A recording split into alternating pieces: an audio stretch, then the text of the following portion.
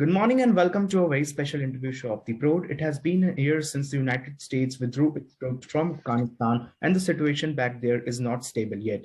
Many experts even argue that Afghanistan is on the brink of a civil war and is going through its worst ever humanitarian crisis. Joining me today from Berlin to talk about the situation in Afghanistan is visiting fellow at the German Institute for International and Security Affairs, Dr. Shanthie D'Souza. Dr. D'Souza is also serving as the professor, Kautilya School of Public Policy, India, board director, Regional Center for Strategic Studies, Colombo, and a visiting faculty and member, Research and Advisory Committee, Naval War College, India. Thank you so much, Professor, for your time and a very warm welcome to the show. Thank you for having me on board. And it's good that we're talking about Afghanistan again. So, ma'am, I would like to begin the discussion by asking that could you please take us through the historical background of the whole crisis which is happening today in Afghanistan? Well, I think that's a long shot because it'll take more than an hour to talk about it. But very briefly, I think the instability in Afghanistan started in the 1970s, where there was a lot of internal instability, which was expanded because of the fact that external powers intervened, particularly the US and Soviet Union at that point of time. The instability which led to the Soviet intervention in 1979 manifested itself in such a way that the conflict went through cycles of violence and cycles of conflict. And thereby what we saw happening in Afghanistan in 1990s was a kind of a civil war situation, and the Taliban taking power in 1996, and it lasted till about 2001. I'd like to briefly focus on 2001 onwards till 2021. That's the last 2 decades of the international community's intervention in Afghanistan. So as you rightly pointed out, the fact that Afghanistan has been a theater of great power competition. It's also been known as the arena of a new great game, which gets newer as the time goes by. So what we saw in 2001 was the US intervention in response to the attacks which occurred on the American homeland on September 11, 2001. At that point of time, the US objective under Bush administration was a very limited counterterrorism objective of decimating the Taliban regime and moving out of Afghanistan, because primarily President Bush was not really interested in nation building in Afghanistan. He was more interested in the war in Iraq. So the golden period of stabilization in Afghanistan between 2001 and 3 was lost because there were very few troops in Afghanistan and very little attention was given to stabilizing Afghanistan. And thereafter, what we saw from 2001 onwards till now has been a series of changes by the US administrations under different US presidents in terms of their strategies which they adopted. And my fundamental critique of the US policy has been that it didn't have a clear end vision in sight. Right? So different presidents use different strategies. I mentioned President Bush adopted counterterrorism. Then you had President Obama, who went in for counterinsurgency, who was advised by the military generals at that point of time, particularly General McChrystal and then Petraeus, on having a troop surge. They did have a troop surge, but the AFPAC strategy also, in addition to going ahead with the troop surge of a very limited number of troops, announced exit. And the exit itself became very counterproductive because the only thing the Taliban had to do at that point of time was to wait their time. So, between 2005 and 6, the Taliban were gradually regrouping and rearming themselves based in the sanctuaries they got in Pakistan, which was a very porous border across the Durand Line, where they could carry on their activities. And with the support they got, they continued the activities. By 2009 and onwards, we did see a kind of a resurgence, and the AFPAC strategy played into the hands of actually talking about exit. So there was this joke in the villages in Afghanistan, particularly in the Pashtun areas and areas in southern rural Afghanistan, that Americans have the watches, we have the time. So they were just waiting out that. And this also added to the anxiety in the region because every other regional countries, particularly neighbors, knew that the US would leave at some point of time. But the lack of clarity of when they would leave and how would they leave created a lot of conditions both inside Afghanistan and the region, wherein different actors started jockeying for power and influence inside the country. For instance, if you look at the period between what happened during Trump administration and Biden administration, you also notice that there was this great urge to move towards peace deal with the Taliban. And agreement which was signed in February 2020 between the Taliban and the United States in Doha was a complete sellout, because none of the conditions or the red lines which needed to be adhered to were given on a platter to the Taliban. And thereby, from 2020 onwards to 2021, when the Taliban captured power in Kabul, it was not a surprise at all. There was a writing on the wall. Everyone knew that this would occur, but no one really thought that the US troops would leave so dramatically when they themselves not being prepared. The Taliban would capture power in such a way that they themselves were not prepared to govern the country. And President Ghani would flee the country at that point of time, and thereby leading to a complete state collapse in Afghanistan. So there has been this series of steps whereby the international community, and not just the US, there were many countries involved. They had their own agendas, they had their own interests, which were not in sync with building a modern nation state in Afghanistan. So it is a fundamental failure of state building and peace building in Afghanistan. And if there are any lessons learned, I think we have to look back at the history of what went wrong, and also take cognizance of the fact that whatever the international community did in the 2 decades were definitely positive in terms of, having certain semblance of normalcy for the Afghans, certain raised expectations of, the international community continuing to help them. And all this worked in a way that led the Afghans to a situation where they wanted to leave the country when the Taliban took over power in Kabul. And what we're seeing today is a very regressive Taliban. Though initially they did project a very moderate view, but over time the hardliners are gaining influence. And the fact that the international community doesn't know how to engage them has led to the situation. And briefly, before I get into the Taliban, I just want to add this, that what we see in Afghanistan in the last 2 decades was not a complete failure. There were positive stories. There were areas of success where the international community could have focused. My critique is that there was no unity of effort or no clear end vision of what Afghanistan should be. For instance, if you're doing counterinsurgency, you are supposed to be building the host nation capabilities. But whatever the US and international community did not strengthen the Afghan government, did not build on its legitimacy, did not build on the institutions which could have sustained the changes. And more importantly, Afghanistan and Afghans taking ownership of their own affairs. And likewise with the Afghans, I think the fact that they were dependent on aid did not let them explore for other opportunities of having their own revenue. Where was the money coming from? Most of it was coming from outside. Whom did it benefit? It benefited the Afghan elites. It did not reach the Afghan people in the rural areas. If my travels in the rural areas, especially around Kandahar and Jalalabad area, if you just step out from those capitals, you can see that there's hardly any changes which occurred. So there was this islands of success which were built mostly in the cities where the elite benefited, but did not percolate down to the rural population. And that became the support base of the Taliban. So what we're looking at in Afghanistan is a classic failure of both the state building and peace building. And therefore, I think there are many lessons to be learned of what external interventions can do to a country which is already conflict-ridden and lead to a situation where you have an illegitimate group called the Taliban taken over power, and now you have to engage them. And no one has a clue of how to go about that. Yeah. Okay. So now coming to the current situation. So what does the Sharia law means for Afghan women? You talked that how hardliners are gaining influence in the Afghanistan politics. So how Sharia law is factoring into the Taliban's treatment of women? Here, I would like to make a caveat that what we see in Afghanistan is a very traditional society which has been riddled with conflict over years. So basically, if you talk to Afghan women, they are not opposed to traditional norms of covering their head and respecting their cultures and customs, as rest of the traditional societies do, particularly in Asia.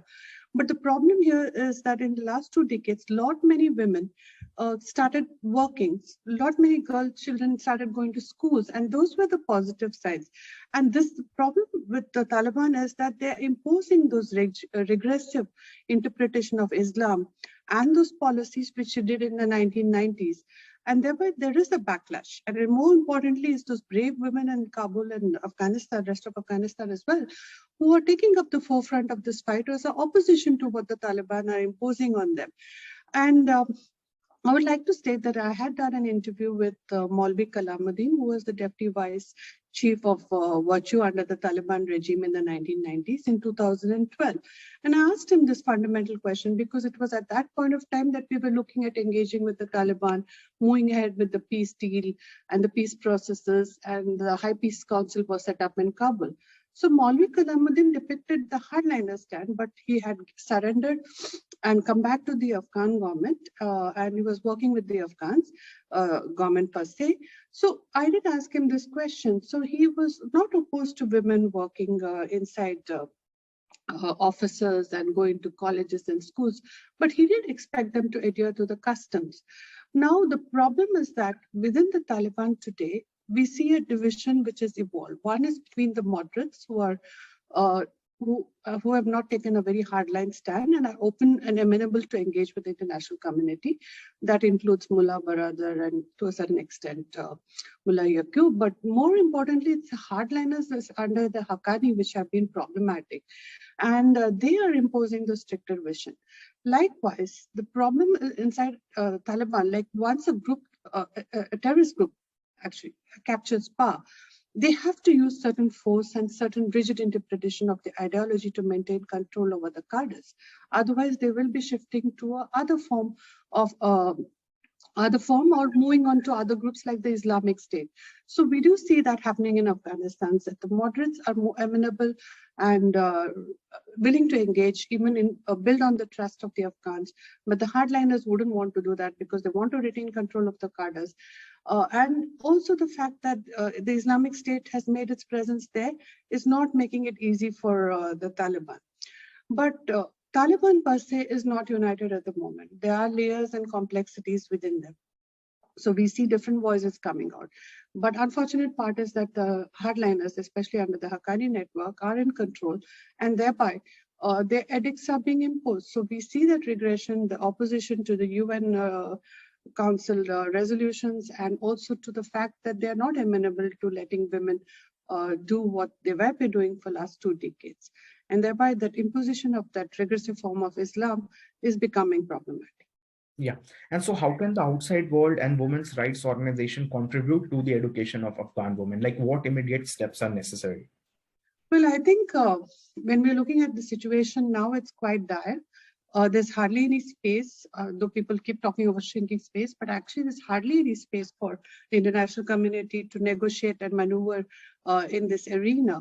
But having said that, there are women groups in Afghanistan who are carrying out their work. So different international organizations and agencies are working through them to deliver aid and assistance and carry out education in their own way.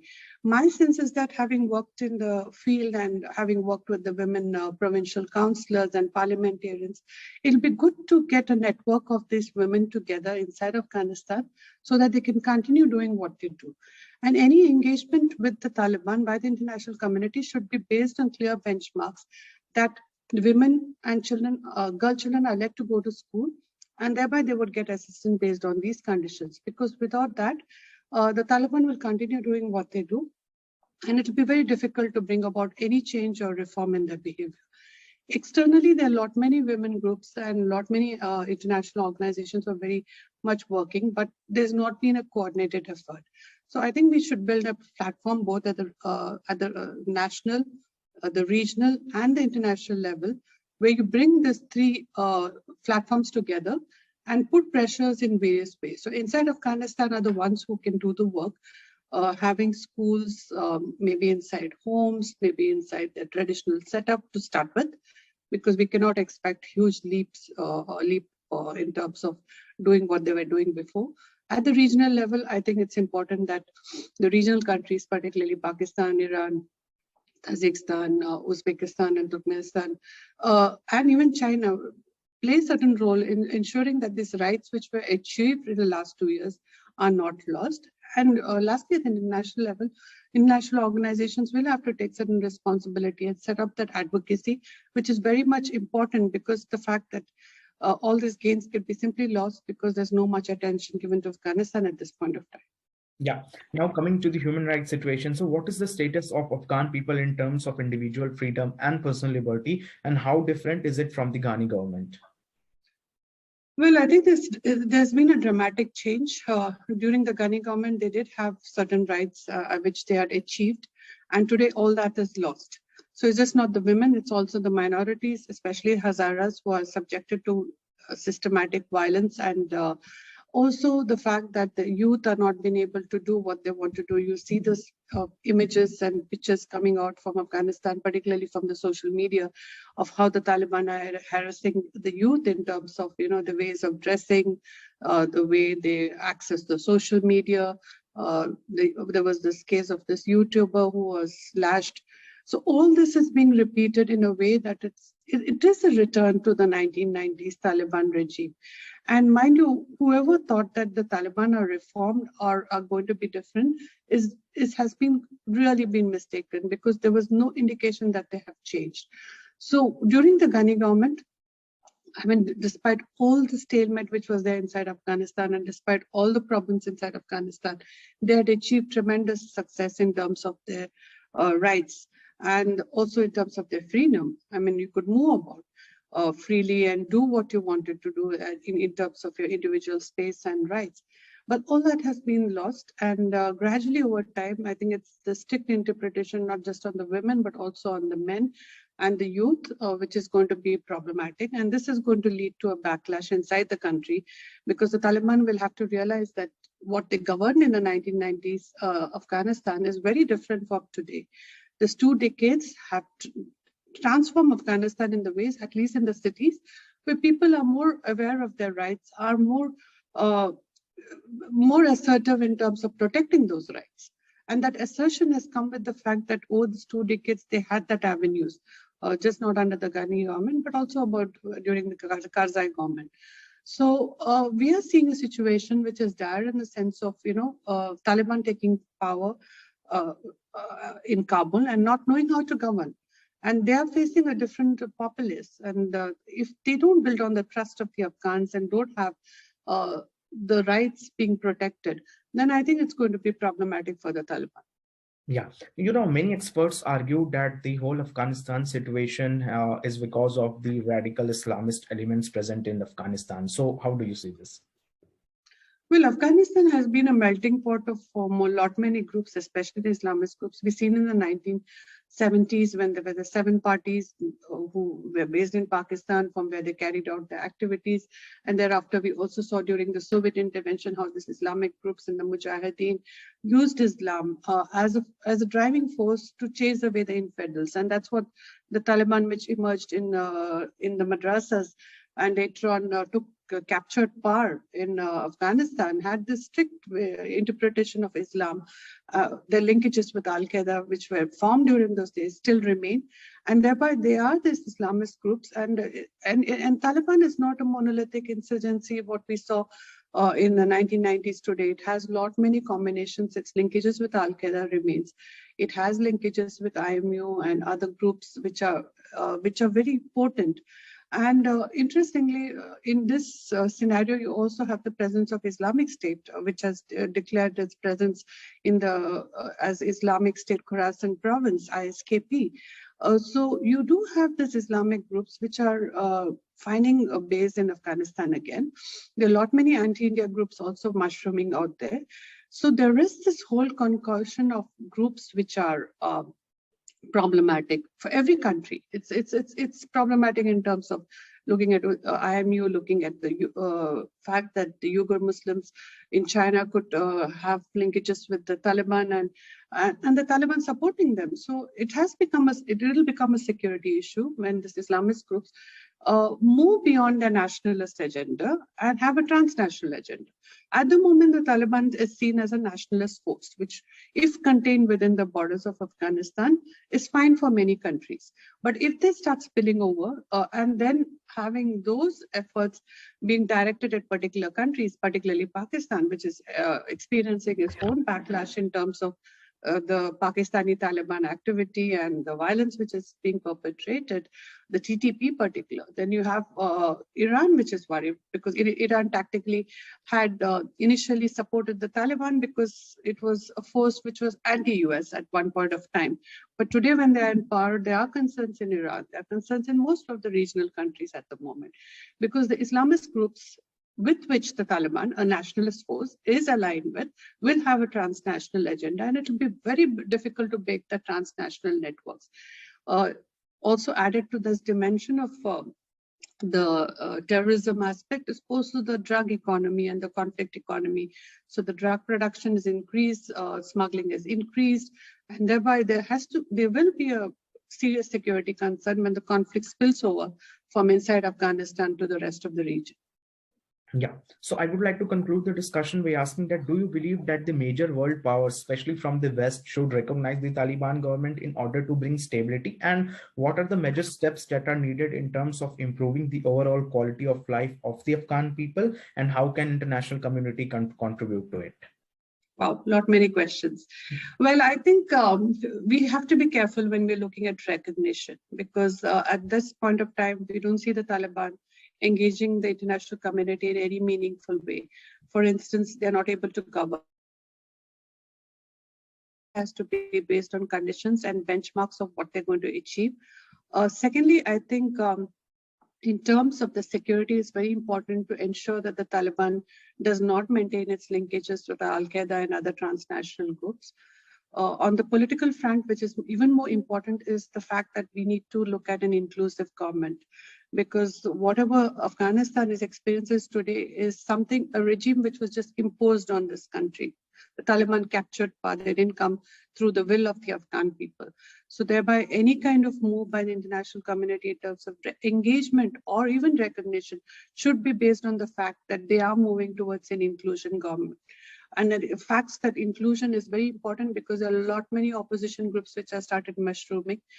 The National Resistance Front is also taking up huge space in Afghanistan, and we already see that signs of those kind of groups being, taking on the forefront is very is signaling into the fact that if Afghanistan doesn't move towards an inclusive government, it could break down into a civil war situation where you'll have many groups, youth groups, women groups, opposition groups, armed opposition groups, fighting for that power to be included. And ultimately, whatever regime in Afghanistan in the future is seen by the international community has to be in sync with what the Afghans want, because it's for the Afghans to decide the kind of political system they want in the future, and thereby their voices and their interests need to be protected.